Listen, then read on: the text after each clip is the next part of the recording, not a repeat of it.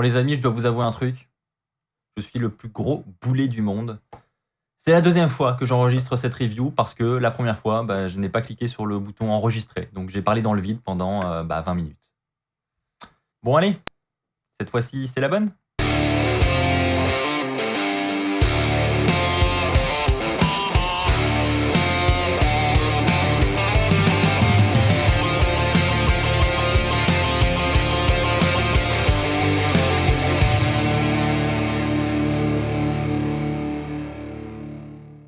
Bonjour à toutes et à tous les amis, c'est Axel de la chaîne YouTube WWFan France. J'espère que vous allez tous très bien. On se retrouve pour la review du dernier SmackDown avant les Survivor Series. Et comme je vous l'ai dit dans l'intro, c'est la deuxième fois que j'enregistre cette review parce que, comme un gros boulet, je n'ai pas appuyé sur enregistrer avant de commencer. Donc voilà, j'ai parlé dans le vide pendant plus de 20 minutes. Donc autant vous dire que voilà, si j'oublie certains détails, m'en voulez pas parce que ça va être la deuxième fois que je vais enregistrer exactement la même chose. Donc voilà, je suis un peu vénère, je dois l'avouer. Mais c'est pas grave, c'est de ma faute. Allez, c'est parti, on commence avec le premier point. Pour le premier point, je vais parler de la division par équipe avec le New Day qui était présent du côté de SmackDown. Avant cela, on avait un petit segment sympa en backstage où les Street Profits ont ouvert le show en nous demandant si on était prêt pour les Survivor Series.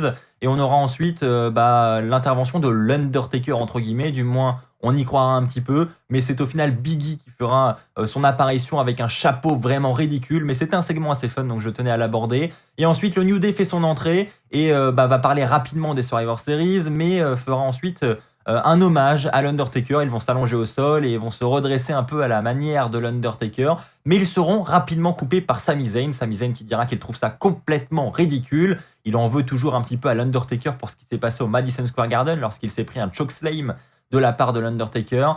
Et voilà, il n'a pas oublié et il dira que c'est complètement ridicule. Le New Day va ensuite tacler à son tour Sami Zayn. King Corbin va ensuite arriver. Il va dire qu'il trouve ça assez inacceptable que Sami Zayn accepte les critiques du New Day comme ça de la sorte. Ensuite, on aura l'intervention de Robert Roode et de Dolph Ziggler. Ils disent que le New Day ne mérite absolument pas ses ceintures. Ils devraient être à leur place. Ils devraient être champions. Et donc là, Kofi Kingston va lui dire « Ok, très bien. Écoute, qu'est-ce que tu dirais d'avoir une opportunité pour les titres par équipe de Raw ce soir ?» Et là, Woods va dire « Ah ouais, franchement, j'ai une idée. Et si on organisait un match King Corbin-Sami Zayn contre Dolph Ziggler et Robert Roode, où les gagnants de ce match auront une chance pour les titres par équipe de Raw. » Franchement, c'est pas une mauvaise idée. Mais non, Dolph Ziggler et Robert Roode vont attaquer le New Day. Les Street Profits vont ensuite arriver pour défendre le New Day et s'en prendre à Robert Roode et Dolph Ziggler. Et on aura ensuite pause publicitaire. Donc on se dit, bon, on aura peut-être un match de championnat après. Mais non, on revient après la pub. Et on a donc un match 4 contre 4 qui est organisé avec d'un côté Sami Zayn, King Corbin, Robert Roode, Dolph Ziggler et de l'autre les Street Profits et le New Day. Donc match 4 contre 4 sympa.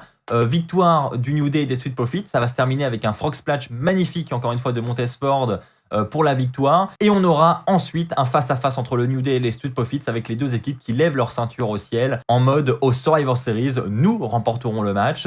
Bon, c'était un bon match, mais je comprends toujours pas pourquoi on nous a teasé un potentiel match pour les titres par équipe d'Euro si c'est pour au final ne pas l'avoir. Là, j'ai toujours pas compris. Au passage, on pourra relever aussi que Sami Zayn lui aussi a du mal avec les nouveaux prénoms à la WWE parce qu'il a appelé Robert Roode Bobby durant le speech. Donc je pense qu'il y a une petite erreur de Sami Zayn.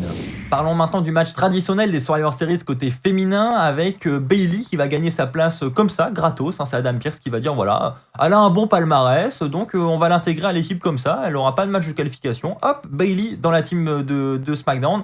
C'est cadeau, c'est fait. Ensuite, on a Otis qui lui aussi va rejoindre la team de SmackDown comme ça, de manière gratos. Lui, bon, il a pas de palmarès du tout, à part la mallette Money in the Bank qu'il a perdue et qu'il n'a même pas eu le temps d'encaisser. Mais quand même, on lui dit, voilà, tu vas prendre ta petite place du côté de la team SmackDown pour les Survivor Series.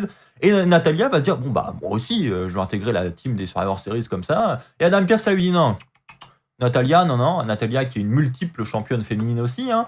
Non, il va dire non, écoute, non. Toi, tu auras un match contre Tamina ce soir et tu affrontes Tamina et si tu remportes ton match, là, tu pourras intégrer la team des Survivor Series. Donc, on a un match Natalya contre Tamina. Bon, honnêtement, on a Bianca Belair qui est au commentaire, Bayley qui va la rejoindre. Le match en lui-même n'est pas exceptionnel, match très très court, mais qui va se terminer avec une victoire de Natalya sur un sharpshooter. Elle fera abandonner Tamina.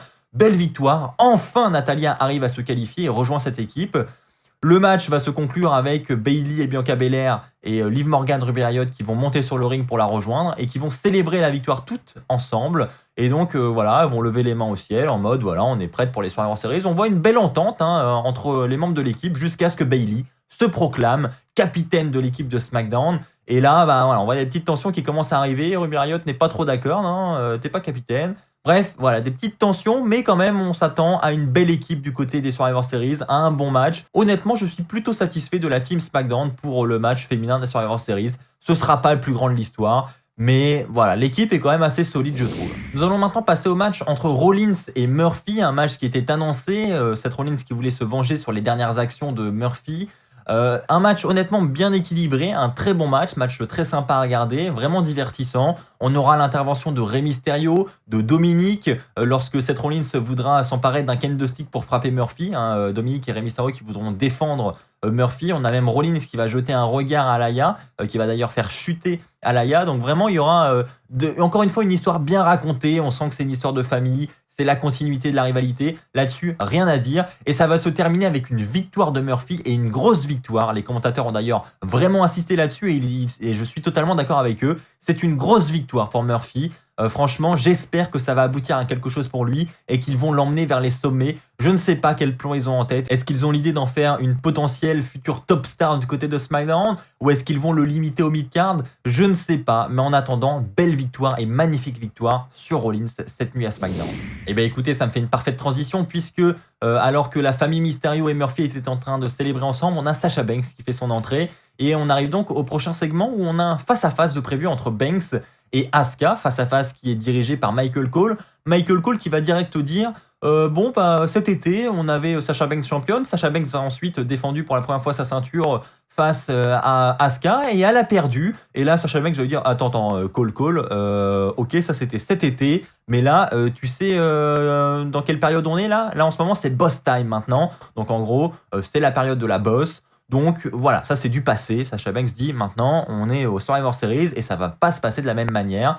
Asuka qui va ensuite demander à Sasha Banks si elle est prête pour Asuka. Sasha Banks va lui répondre moi j'ai toujours été prête pour toi, je suis née prête et je vais te faire abandonner au Survivor Series avec mon Banks statement. Donc voilà, on commence les hostilités, mais Sasha Banks aura à peine le temps de terminer sa phrase puisqu'elle se fera attaquer par Carmella une fois de plus. Carmella qui va ensuite la mettre dans le coin du ring, les pieds en l'air, la tête en bas et qui va lui asséner encore une fois un violent super kick. Franchement, très beau spot avec Asuka qui regarde tout tranquillement en mode oh ok, bon bah Sasha Banks se fait démolir devant mes yeux, je ne fais rien. Franchement, c'était divertissant, j'ai beaucoup aimé.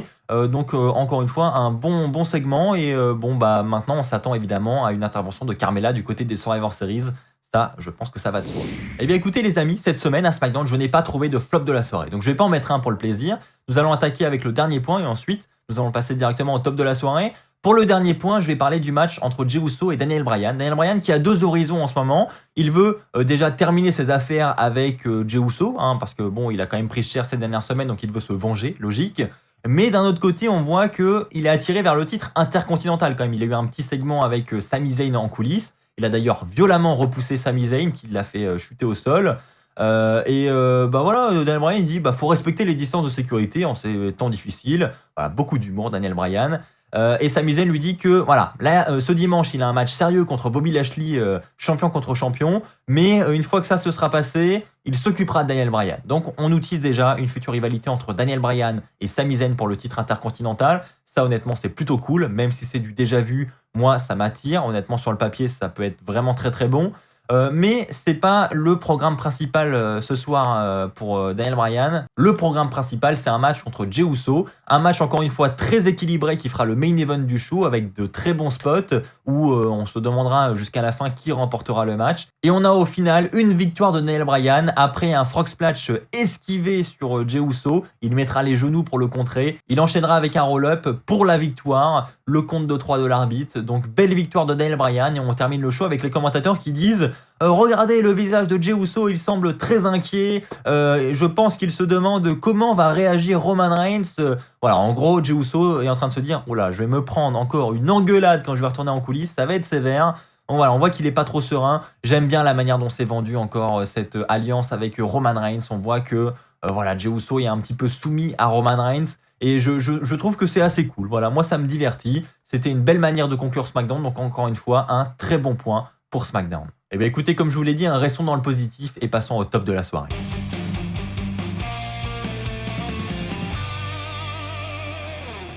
Pour le top de la soirée, je vais parler de la signature de contrat entre Drew McIntyre et Roman Reigns. Une très belle signature de contrat qui, pour une fois, ne s'est pas terminée en baston. On n'a pas eu de table brisée, rien. Une signature de contrat clean, mais qui était tout aussi divertissante. J'ai beaucoup aimé. Je trouve que ça a amené encore plus de hype pour les Survivor Series, donc j'ai préféré mettre ça en top de la soirée.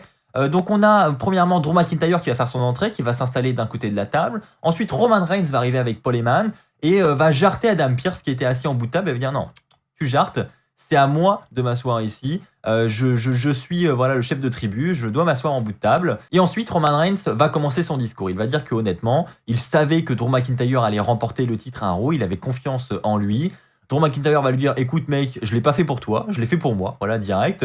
Et Drew McIntyre va ensuite avoir des phrases très fortes pour conclure son discours. Il va dire à Roman Reigns écoute mec, profite de ces 2 derniers jours de paix parce que ce dimanche, tu entres en guerre. Et ensuite, Drew McIntyre signe le contrat. Honnêtement, c'était des mots très très forts et j'ai beaucoup aimé. Je trouve que c'est franchement très bien dit. Et ensuite, Roman Reigns va évidemment répondre et avant de signer le contrat, il va avertir Drew McIntyre. Voilà. Il va lui dire que Roman Reigns est la top star de la WWE. Il va d'ailleurs appeler ça ma WWE.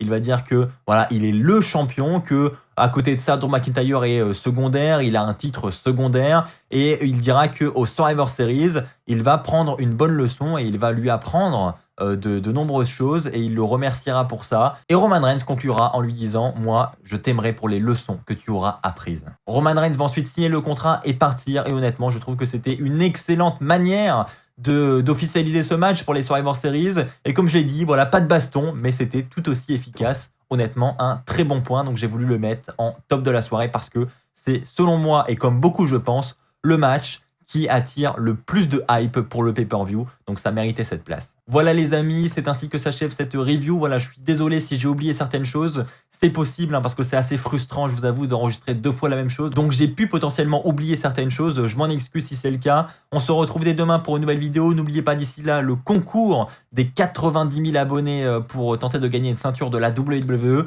N'oubliez pas également le Qui veut gagner des millions spécial avec Christophe Ajus et Philippe Chiro qui est également disponible en replay sur la chaîne YouTube. On se retrouve dès demain, d'ici là portez-vous bien et n'oubliez pas, soyez toujours très très fiers d'être fan de catch. Allez bye tout le monde.